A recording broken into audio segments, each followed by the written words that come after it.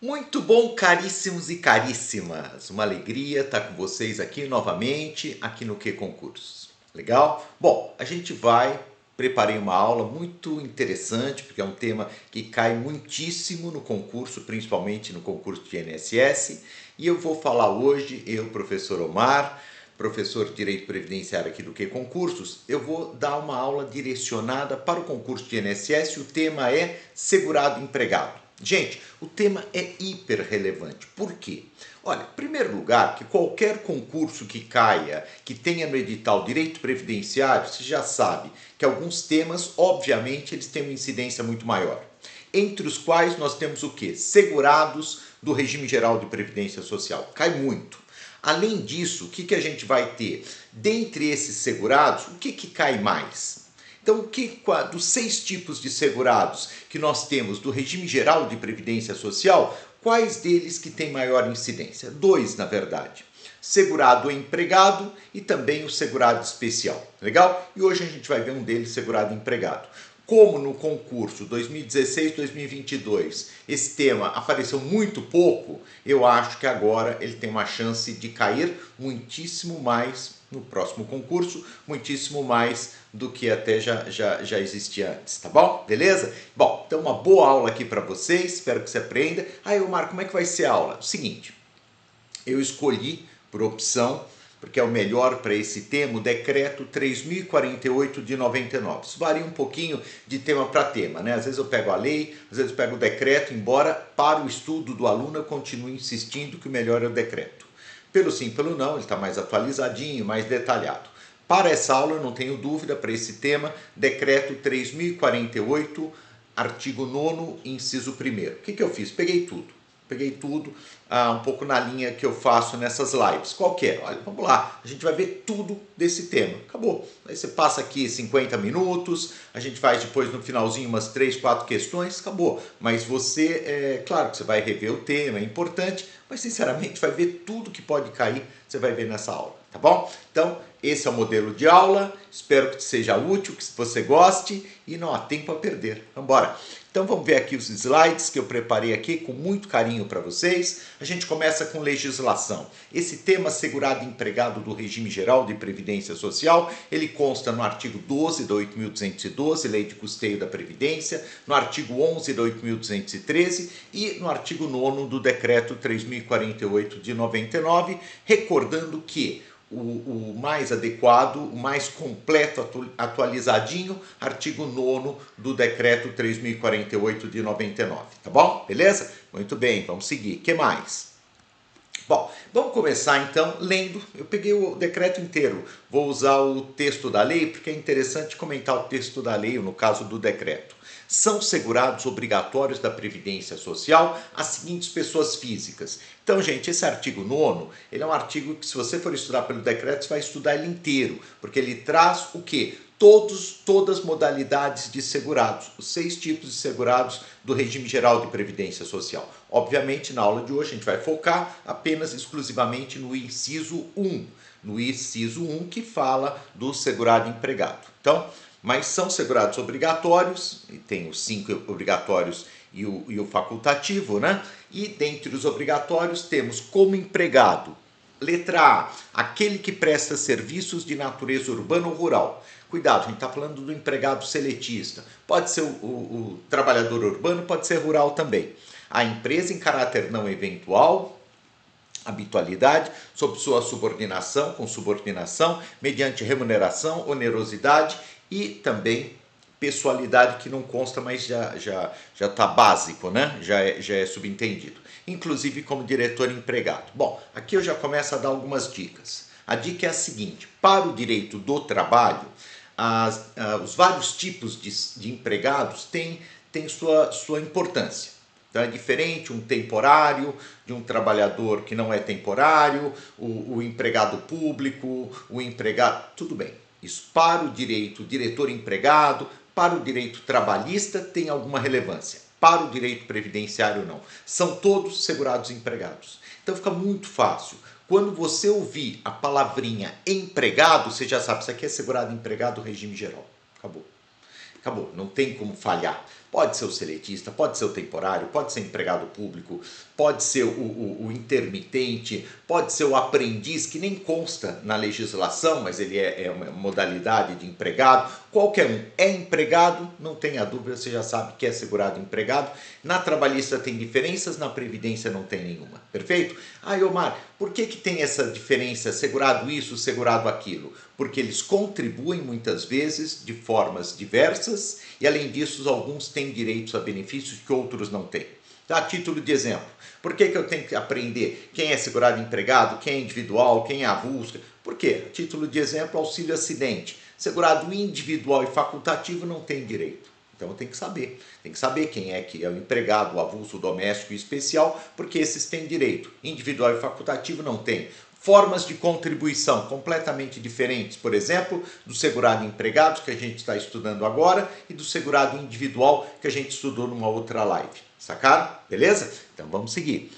Bom, então esse aqui é o empregado, aquele que atende aos 4 requisitos do artigo 3º da Consolidação das Leis do Trabalho. Artigo 3º que vai falar que é empregado aquela pessoa física que trabalha com pessoalidade, remuneração, continuidade, né, que eles colocam, e subordinação. Então, vai ter aqui a remuneração, subordinação, pessoalidade e habitualidade ou continuidade. Legal? Esses são um tipo de trabalhador, inclusive o diretor empregado. Deixa eu falar um pouquinho para vocês do diretor empregado. Quem é esse diretor empregado? Como eu falei, já dei a dica, todo mundo é empregado. Mas esse é uma pessoa que toma decisões pela empresa, coisa que obviamente normalmente o empregado não faz, mas ele não perde suas características de empregado. Ele é CLT, ele tem alguma subordinação em outros aspectos que não sejam tomar as decisões da empresa, ele tem remuneração, tem pessoa, tem tudo. Recebe seu fundo de garantia por tempo de serviço, mas ele toma decisões pela empresa, ele também participa da administração da empresa. Seria um mesclado, mas ele é considerado tecnicamente segurado empregado, chamando-se, portanto, diretor empregado. Legal? Perfeito? Então isso aqui é o CLT. Pode ser urbano, pode ser rural, mas são todos segurados empregados. Vamos para o outro. Aquele que, agora a gente vai falar do empregado temporário, aquele que cobre licença, datas festivas, né? Aquela pessoa que, faço questão até de ler, porque muitas vezes ainda cai a literalidade da regra, né? Da norma, da lei.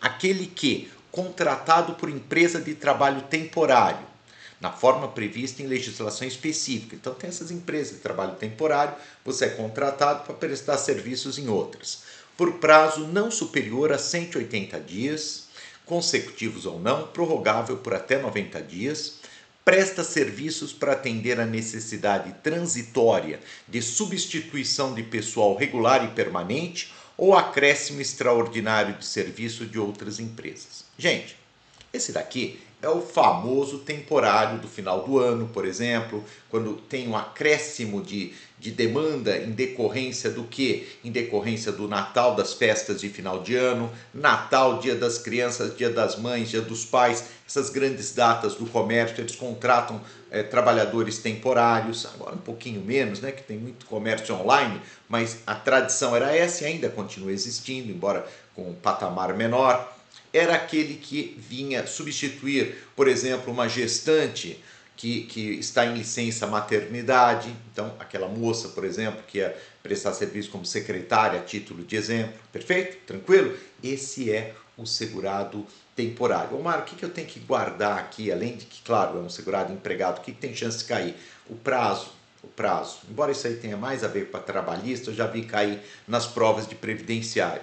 Prazo de até 180 dias, tá bom? Para fechar aí um salário maternidade esticado, que é aquele salário maternidade que é 120 mais 60, né? 120 previdência, 60 da trabalhista, que tem, algumas empresas dão, e além disso podendo prorrogar, porque às vezes pode ter alguma situação, por mais 90 dias. Então 180 mais 90, você vai guardar isso daí, tá bom? Legal? Vamos seguir, que mais? Bom, além disso, quem é também segurado empregado? Daí começa um pessoal, gente, que não é muito comum a gente ver no dia a dia.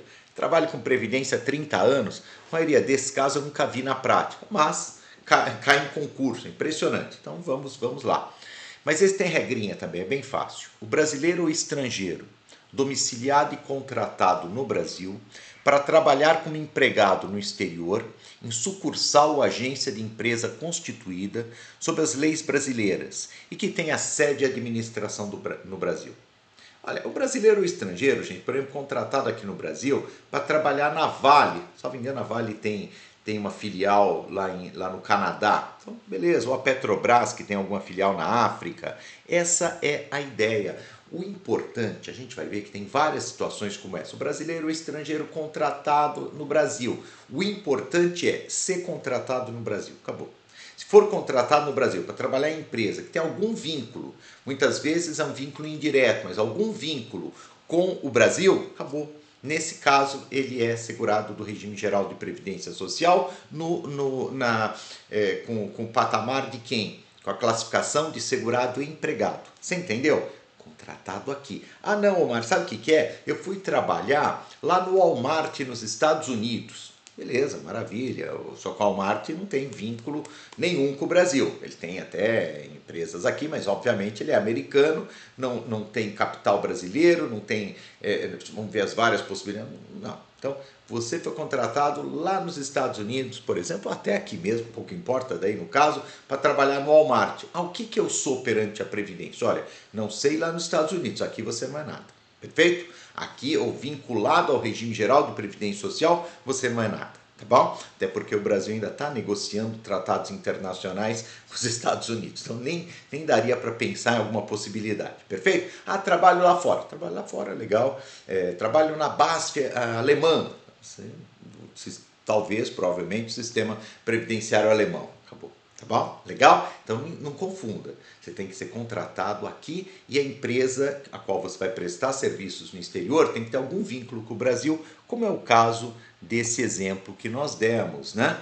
O brasileiro ou estrangeiro domiciliado e contratado no Brasil para trabalhar como empregado numa filial de empresa constituída sobre as leis brasileiras, sede e administração do país.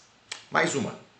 Brasileiro ou estrangeiro domiciliado e contratado no Brasil para trabalhar como empregado em empresa domiciliada no exterior com maioria do capital votante pertencente à empresa constituída sob as leis brasileiras, que tenha sede e administração no Brasil, no país, e cujo controle efetivo esteja em caráter permanente sob a titularidade direta ou indireta de pessoas físicas domiciliadas e residentes no país, ou de entidades de direito público interno. Importante mais uma vez, você já pegou domiciliado e contratado no Brasil para prestar serviços no estrangeiro por uma empresa que tem algum vínculo societário com o Brasil. Olha que interessante. Se você pega essas ideias, mãe, você não tem como errar. Beleza? Legal? Vamos seguir. Que mais? Aquele que presta serviços no Brasil, aqui já é diferente. Ele está prestando serviço no Brasil para uma missão diplomática ou repartição consular, ou seja, para um consulado ou embaixada de carreira estrangeira e a órgãos a elas subordinados, ou a membros dessas missões, diplomatas, né?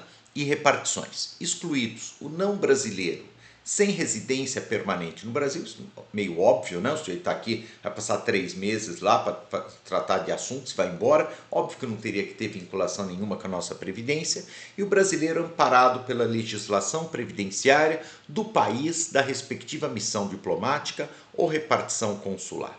Então, aqui, gente, quem trabalha em consulado ou quem trabalha em embaixada, perfeito? Omar, explica um pouquinho melhor isso daqui. Isso daqui tem correlação com direito internacional. Qual o problema? Você não pode esquecer que consulado e embaixada não é território brasileiro, é território estrangeiro. Se é território estrangeiro, quais leis que estão vinculadas dentro para se aplicar dentro desse território, vamos dizer assim, daquelas casas, aquelas mansões, etc. Gente, é o território, é a legislação do país. Não é a legislação brasileira. Então, uma senhora, por exemplo, vai prestar serviços lá, não adianta, não é a CLT que vai fazer a regência, a não sei que haja acordos internacionais nesse sentido. Caso contrário, vai ser a lei que eles quiserem. Por essa razão, tranquilamente, eles podem falar, a senhora vai trabalhar aqui e não vai ter previdência. Falar, isso está errado.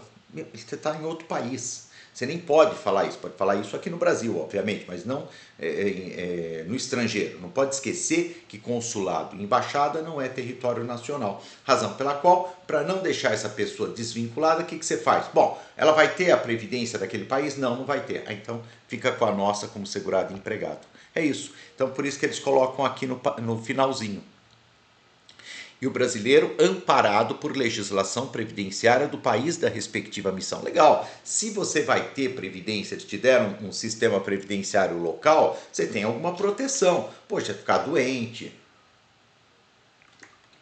se você tiver qualquer dos riscos sociais, você morrer e tal, não, daí vai ter a pensão por morte, que vai ser dada lá pela legislação do país. Perfeito, você tem alguma proteção previdenciária. Não, não tem, fica com a nossa então. Até porque você saiu da casa lá onde você está prestando serviço e já está no território nacional de novo, né? Então tua família mora aqui e tudo. Então o mais adequado é que você tenha uma vinculação com a nossa Previdência, com o regime geral de Previdência Social. Perfeito? Vamos lá, mais uma. Brasileiro civil. Sempre que ele falar civil, você sabe que é em oposição a militar, tá?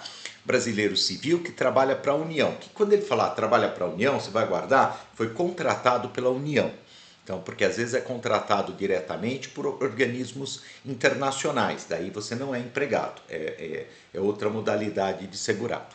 Então, o brasileiro civil que trabalha para a União Federal no exterior em organismos oficiais internacionais dos quais o Brasil seja membro efetivo. Por exemplo, a OIT, Organização Internacional do Trabalho, a ONU, a Organização Mundial de Saúde, OMS e tantas outras, ainda que lá domiciliado e contratado, salvo se amparado por regime próprio de previdência. Legal. Então, na verdade, aqui vai ser um brasileiro que vai ser contratado pela União para prestar serviços para o nosso país, claro, dentro desses órgãos internacionais ou perante esses órgãos internacionais. É isso. Salvo se ele já tiver regime próprio de previdência, porque daí tudo bem, se tem regime próprio você não precisa vinculá-lo ao regime geral. Mas se ele não tiver regime próprio, não for um servidor público federal, por exemplo, com regime próprio, daí nesse caso a União o contrata, mas o contrata regime geral. Pô, Omar, a União Federal pode contratar alguém como regime geral? Claro que pode, gente, tranquilo.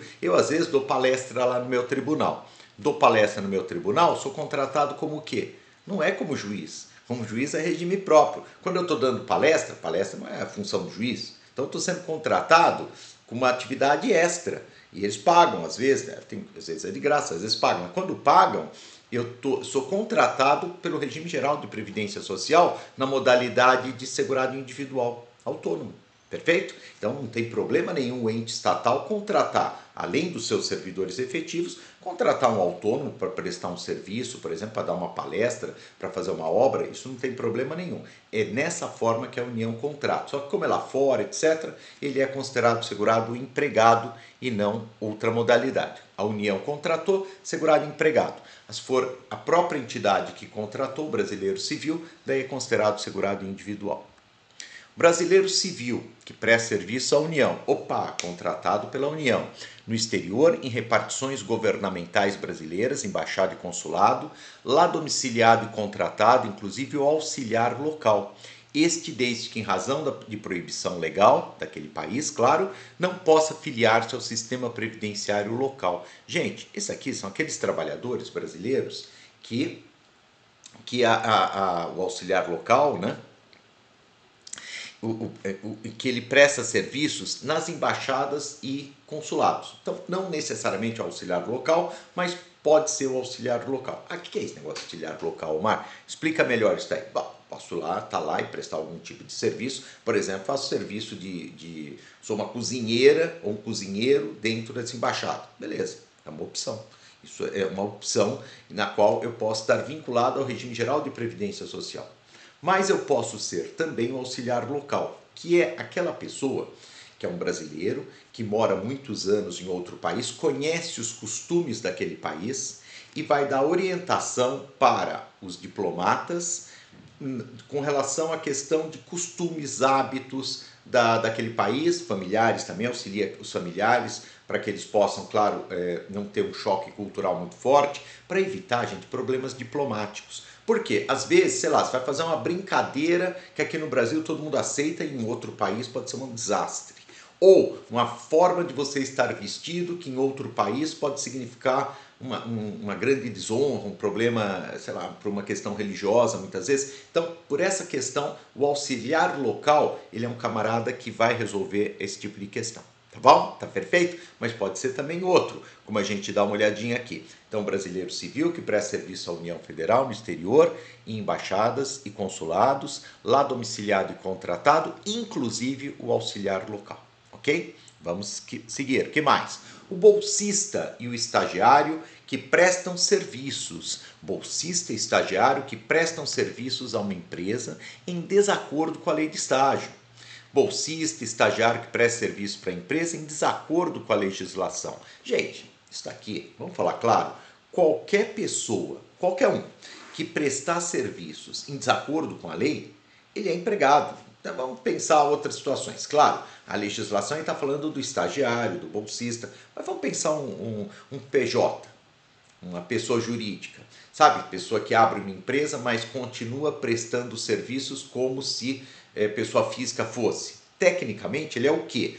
Formalmente, ele é uma empresa, Omar. Tá, no papel ele é uma empresa, mas para fins previdenciários. Gente, vai igual a trabalhista, que tem lá o contrato realidade. A gente funciona igual. A gente também funciona a partir da realidade. O que é essa pessoa? Essa pessoa não é pessoa jurídica, PJ. Essa pessoa é uma pessoa física, um empregado, que atende os 4 requisitos do artigo 3º da CLT, razão pela qual ele é empregado.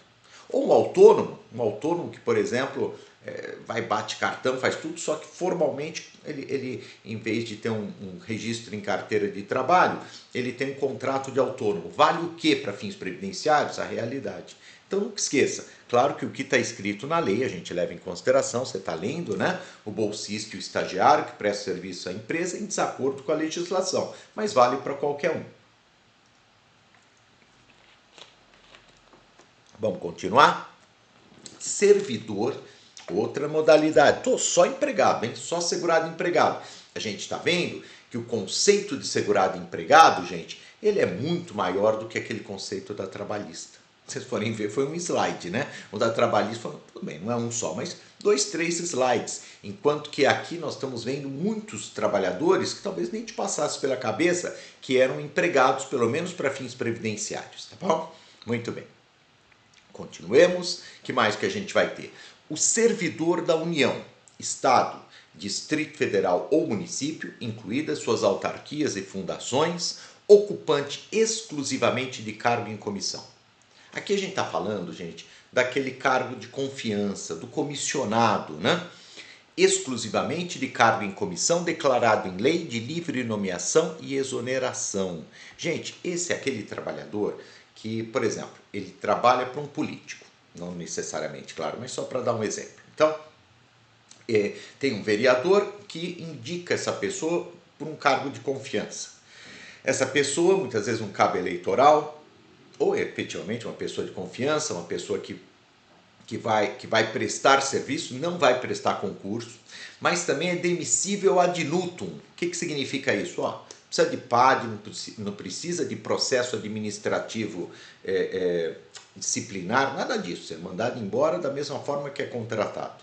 Ok? Esse é o comissionado. Comissionado, gente, não teria muito sentido, e até já foi lá atrás, mas não teria muito sentido ele estar vinculado a regime próprio, por quê? Em razão de sua provisoriedade. Ele não foi feito para estar de forma permanente no regime, no setor público. Sim, temporariamente, ele pode ficar lá um mês. Omar, pelo que você está falando, o ministro de Estado pode ser isso? Ministro de Estado, secretário de Estado, todos os cargos de confiança. Porque eles não são eleitos e ao mesmo tempo não prestam concurso, tá bom? Assessores, vários tipos de assessores. Então, claro que pode ter assessores que são servidores, mas aquele que não é servidor se encaixa nessa categoria. Perfeito? O comissionado, portanto, ele é o quê? Segurado empregado. Quem mais? Servidor do Estado, Distrito Federal, município, bem como o de suas respectivas autarquias e fundações, ocupante de cargo efetivo, desde que nessa qualidade não esteja amparado por regime próprio de previdência social. Isso aqui, gente, é o servidor público sem regime próprio. Servidor público sem regime próprio. O que é isso, Omar? Pensei que todo servidor tivesse uma caixa de previdência diferenciada. Não é assim. Não é assim. Não é assim. Para ser sincero, nem sei se a maioria dos servidores tem regime próprio. Por quê? Porque alguns servidores realmente têm regime próprio, tem uma legislação própria, uma caixa de previdência diferenciada. Eles não são regidos no âmbito constitucional, eles são regidos pelo artigo 40 da Constituição. É o caso, por exemplo, dos servidores públicos efetivos federais. É o caso dos servidores públicos efetivos dos 26 unidades federativas, estados e do Distrito Federal também. E é o caso, dentre os 6.600 aproximadamente municípios que temos no Brasil, é o caso de 2.100 municípios. Salvo engano, até recentemente foi atrás, 2.108, né? Pode ter variado um pouquinho, mas muito próximo disso, 2.108 municípios a última vez que eu vi. Poxa, Omar, você quer dizer que se tem 6.600 municípios, só 2.000 e poucos que tem regime próprio, então a maioria dos municípios, principalmente os menores, não tem regime próprio. Por quê, gente? Porque é caro ter regime próprio. Tem que ter toda uma estrutura. Não é fácil, não é simples. Então, e esse servidor coitado? Esse servidor coitado não, ele fica com previdência do INSS. Ele vai ter a mesma previdência que a maioria dos trabalhadores. Ele vai ser regido pela Lei 8.213, 8.212. A empresa tem que pagar, ou seja, o município tem que fazer o depósito das contribuições previdenciárias. Nunca ouviram falar que municípios são os maiores devedores da Previdência? Por que isso? Porque eles devem para o INSS. Por quê? Porque eles figuram como empresa. Olha que interessante, né? A maioria dos municípios no Brasil. Se você está nessa condição, um município que não tem regime próprio, você é efetivo, não é CLT não, hein? Não vai confundir. Você é efetivo, você é estatutário, não confunda estatutário com regime. Estatutário é a regra trabalhista que você está vinculado. Pode ser estatutário e ser regime geral? Claro que sim. Aliás, a grande maioria é nesses municípios, tá bom? Legal? Se for CLT, claro, CLT é regime geral, mas se for servidor público efetivo estatutário, mas sem regime próprio, também é regime geral, só que nesse caso como empregado. Legal? Seguinte. Servidor contratado pela União, Estados, Distrito Federal, Município, bem como pelas respectivas autarquias e fundações, por tempo determinado. Esse é o servidor temporário, gente, para atender a necessidade temporária de excepcional interesse público, nos termos do inciso 9º do artigo 37 da Constituição. Perfeito. Esse daqui, gente, é aquele trabalhador, o mais comum, né, que nos vem à cabeça de imediato, é o trabalhador servidor que presta serviços para o IBGE no censo. Ele é temporário, então é contratado por alguns meses muitas vezes. Omar, tem outros exemplos? Olha, tem o mata-mosquito, às vezes contratam como temporário, às vezes uma situação mais grave. Aqui em São Paulo contrataram professores como temporários, não é o ideal, mas pode, e acabaram fazendo, até policiais militares para trabalhar, servidores para trabalhar na polícia militar, mas daí no administrativo, que estava com problemas também de falta de gente, de pessoal, eles fizeram isso também. Então, isso até é possível, mas o mais comum realmente é atividades como a do censo, até o mata-mosquito, algum profissional de saúde, é ainda razoável também, tá bom? Beleza? Então, o servidor temporário também é segurado empregado. O servidor da União, Estado, Distrito Federal, União, Estado, Distrito Federal ou município, incluídas suas autarquias e fundações, ocupante de emprego público. Gente, esse daqui é o empregado público. Primeiro aplica aquela regrinha que eu falei para vocês que não falha. Se aparecer a palavra emprego, empregado, é sempre regime geral de previdência social, segurado obrigatório, segurado empregado. Então não tem como errar. Mas além disso, vamos entender um pouco melhor. Para alguns trabalhadores de estatais, eles prestam serviço, eles prestam concurso público, mas eles não são servidores públicos efetivos. Eles são regidos não por um estatuto, aí sim, eles são regidos pela consolidação das leis do trabalho no que diz respeito à regra trabalhista, são CLT. E para fins previdenciários, eles são segurados empregados. Então eu fui segurado empregado, por exemplo. Foi dos primeiros concursos que eu prestei na vida, logo pouco depois de me formar, eu prestei um concurso que era advogado júnior da Coab. Coab é uma sociedade de economia mista, uma estatal aqui de São Paulo, que trabalha com moradia popular. Com o mesmo nome você encontra em outras cidades aí ao longo no país, né? Então, mas enfim, toda cidade, estado tem a sua empresa estatal de moradia popular. E eu trabalhei nessa, aqui em São Paulo chama Coab, né? Eu trabalhei nessa empresa. E eu me lembro que eu não sabia nada, né? Eu era recém-formado, também a Constituição também era novinha. Eu me lembro que eu cheguei na empresa assim, estava meio perdido. Falei assim, puxa vida, aqui eu sou tipo servidor e tal. Falei, não, aqui você não é servidor. Você é empregado. Eu até achei estranho. Falei, mas eu prestei concurso, que eu ainda tinha aquela ideia que é errada, né? Mas que muita gente ainda tem. Prestou concurso é servidor. Não, prestou concurso pode ser servidor, pode ser empregado público. Então, se for empregado público, regime geral de previdência social. É o caso do trabalhador dos Correios, um carteiro, a título de exemplo, quem trabalha no Banco do Brasil, Sociedade de Economia Mista, quem trabalha na Caixa Econômica Federal, que é empresa pública, Petrobras, Sociedade de Economia Mista, a Infraero, tantas outras, né? Que você presta concurso, mas você não é tecnicamente... você é regido pela CLT, ok? Os conselhos, os conselhos são autarquias, né? Mas mesmo assim, muitos contratam pela CLT. Então, os conselhos como autarquia, se contratar pela CLT, como quase todos, salvo engano, contratam, também é regime geral de previdência social, porque daí é por ser CLT. Legal? Então, sempre que for CLT, você já sabe, necessariamente a gente vai estar diante de um segurado empregado do regime geral. O escrevente, próximo, o escrevente e o auxiliar, contratados por titular de serviços notariais e de registro a partir de 21 de novembro de 94, bem como aquele que optou pelo regime geral de previdência social em conformidade com a lei 8935 de 94. Gente, esse daqui é o escrevente, o auxiliar, que trabalha prestando serviço como empregado no cartório. Não confunde o dono do cartório, o titular de serviços cartoriais, serviços extrajudiciais. O titular, esse presta concursos e não é servidor, mas ele é segurado individual, porque é um tipo de um empresário, vamos chamar assim. Por outro lado, o empregado, aquele que presta serviço no cartório, esse aí tem vários tipos, né? Mas basicamente escrevente ou auxiliar, esses são empregados.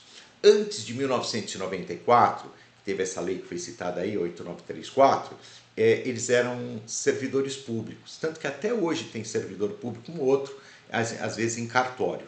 Mas já bem mais, sei lá, já há muito tempo, né? Que todos, a partir de 94, quer dizer, praticamente 30 anos, quase 30 anos, todos que foram contratados, eles são CLT e regime geral. E o que aconteceu em 94? Em 94, quem já estava lá pôde optar pelo sistema. Não sei quais vantagens que deram trabalhistas, não sei qual vantagem que a pessoa teria, mas alguns fizeram essa opção. Então, quem fez a opção de permanecer como regime próprio, ficou como regime próprio do Estado, né? Isso é vinculado aos Estados, e os demais vieram para o regime geral do INSS. Legal? Bom, o que mais? Vamos seguir.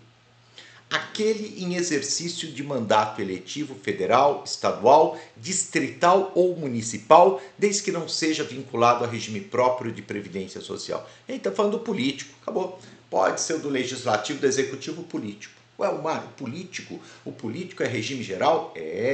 Cuidado. Até recentemente, os políticos, eles tinham de duas uma. Eles sempre, até hoje é assim, né? Tem alguns que vêm de regime próprio. Sei lá, o sujeito, por exemplo, é um servidor do INSS, mas é uma liderança, gosta de política e se candidata e é eleito. Perfeito. Esse permanece vinculado ao regime próprio dos servidores públicos da União. Isso não muda nada. Mas tem trabalhadores, gente, que tem pessoas que vêm da iniciativa privada.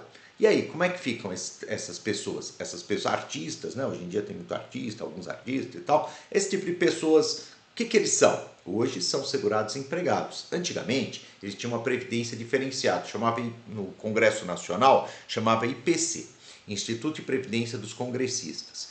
Ainda existe para quem tem direito adquirido e tem uma regrinha de transição que a reforma da Previdência ainda manteve. Mas isso para os políticos antigos. Ah não, Omar, eu sou um novo político que tomou posse depois de 13 de 11 de 2019, já tomou posse nas últimas eleições que teve, nunca fui político na vida, e vem da iniciativa privada. Eu sou o que perante a Previdência? Segurado empregado, regime geral de Previdência Social, tá bom? Não esquece, então, do político, ok? O que mais? O empregado de organismo oficial internacional ou estrangeiro em funcionamento no Brasil. Já deu a palavrinha empregado, né, gente? Não tem muito rolo, né? Se é empregado, você já sabe que está tudo ok. O empregado de organismo oficial internacional ou estrangeiro em funcionamento no Brasil, por exemplo, um escritório da ONU, né? Salvo quando coberto por regime próprio de previdência, se for servidor, tiver regime próprio, sempre prevalece o regime próprio, tá bom? Então você é empregado, sei lá, a ONU contratou uma senhora para servir o café. Fazer e servir o café, ser cozinheira, copeira e tal, perfeito. Ela é o que essa senhora? Regime geral como empregada. Ah, Omar, e por que não é igual à embaixada, né? Tem a embaixada? Não, embaixada não esquece. Embaixada é território estrangeiro. O escritório da ONU não é território estrangeiro, tá bom? Pode ter algum tipo de proteção, algum tipo de imunidade diplomática por acordo internacional, mas não é território estrangeiro. Então não confundir, por isso que não é a mesma regrinha. Mas na prática dá na mesma. Ambos são segurados empregados. O empregado por pequeno prazo, trabalhador rural safrista. O trabalhador rural contratado por produtor rural pessoa física, na forma do artigo 14A da CLT Rural, que é a Lei 5889 de 73, para o exercício de atividades de natureza temporária, por prazo não superior a 2 meses, dentro do período de 1 ano. Gente, isso aqui é o chamado empregado por curto prazo, empregado por pequeno prazo. No período de 1 ano, você só pode contratar ele no máximo por 2 meses. É bem para vamos dizer assim, para evitar a informalidade, que é comum no campo, né? Então você contrata um tipo de contrato de trabalho temporário previsto nessa lei que a gente chama de CLT rural, porque ela traz todos os direitos trabalhistas dos trabalhadores rurais, ok? Então esse também é empregado, até porque ele foi contratado como tal, é um empregado por pequeno prazo ou por curto prazo. O que mais? Esse tem mais chance de cair porque é novidade, foi trazido pela reforma trabalhista, né, de 17, é o trabalhador intermitente. Aquele trabalhador contratado, então, aquele contratado como trabalhador intermitente para prestação de serviços com subordinação de forma não contínua, com alternância de períodos de prestação de serviços e de inatividade, em conformidade com a nova redação do parágrafo 3º do artigo 443 da CLT. Um garçom de final de semana, pessoal, o intermitente, gente, o que eles fizeram? É assim, normalmente, quem trabalha sem habitualidade não é empregado, tradicionalmente não era o autônomo. Só que tinha autônomos que estavam sempre lá. Então, por exemplo, pega um restaurante, um barzinho, que no final de semana, obviamente, tem um movimento maior, uma sexta-noite. Então, às vezes, você chamava sempre o mesmo trabalhador.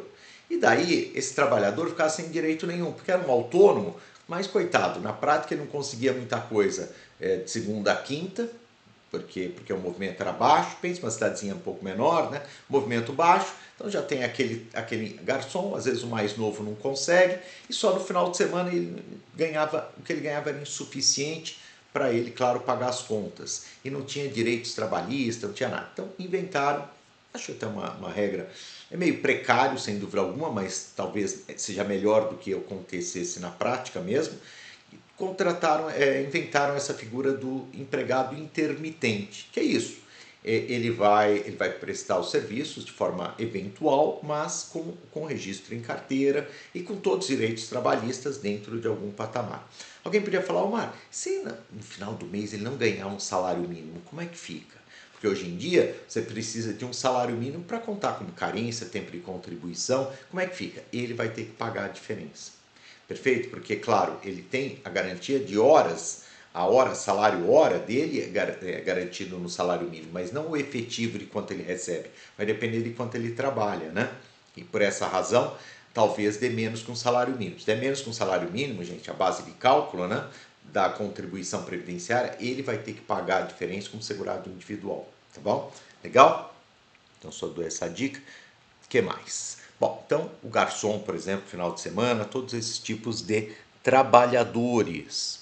Bom, e aqui a gente matou, olha que demais, gente. Eu falo 40 minutos. Eu falo, cara, não precisa ter aquela alta. O importante é foco, intensidade e fechamos o tema.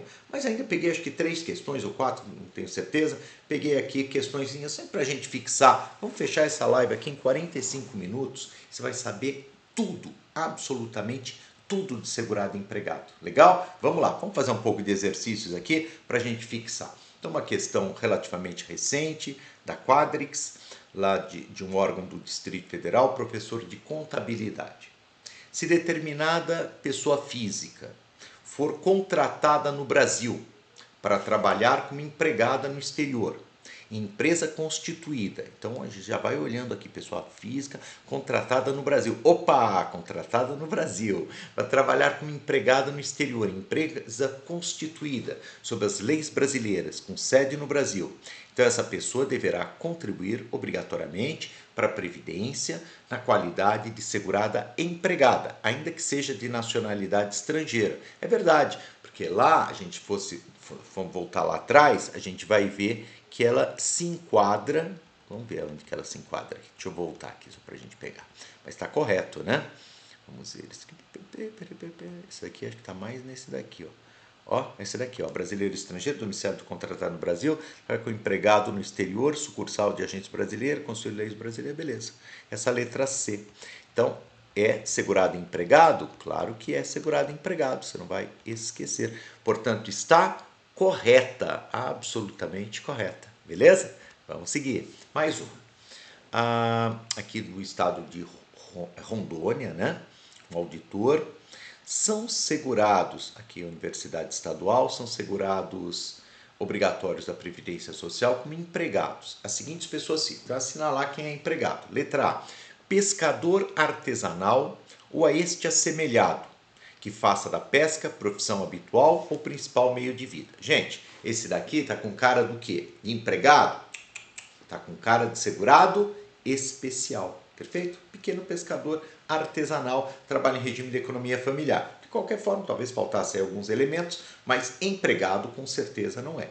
Então, aí a gente acabou de estudar, sabemos que não. Letra B, ministro de confissão religiosa. Gente, ministro de confissão religiosa é o quê? Segurado individual. Individual, vocês vão lembrar, tem uma live minha aí, ó, já estou aí com um bom número de lives, eu e todos os professores, o que tem de live do que concurso é brincadeira, né? Tem muita aula, não dá para reclamar, falta de aula atualizadinha e focada para o teu concurso. Então, você pode ir lá buscar a aula de segurado individual que eu dei, você vai ver você vai lembrar que padre, rabino, pastor são segurados individuais. Que mais? C. Quem exerce por conta própria atividade econômica de natureza urbana com fins lucrativos ou não. Gente, isso aqui é empresário, né? Pode ser um microempresário, um grande empresário, não importa, mas é empresário. Legal? Então, empresário é empresário, segurado individual, empregado que não é. D. O membro de congregação ou de ordem religiosa. Não, mesma coisa, né? O ministro de ordem religiosa ou membro de congregação são segurados individuais. E a letra E, o exercente de mandato eletivo municipal não vinculado a regime próprio de previdência. Legal. O político não vinculado a regime próprio, ele é o quê? Ele é segurado empregado. Você não vai esquecer, tenho certeza que não vai esquecer disso. Vamos ver, acho que a última, exato, a 2015, da CESP-Cebrasp, TSI, o Tribunal de Contas do Estado, inspetor do Tribunal de Contas do Estado do Rio Grande do Norte, o servidor público, ocupante de cargo em comissão, é segurado obrigatório da Previdência Social na condição de contribuinte individual. Vejamos novamente, o servidor público ocupante de cargo em comissão é segurado obrigatório da Previdência Social na condição de contribuinte individual. Está certo ou está errado essa proposição?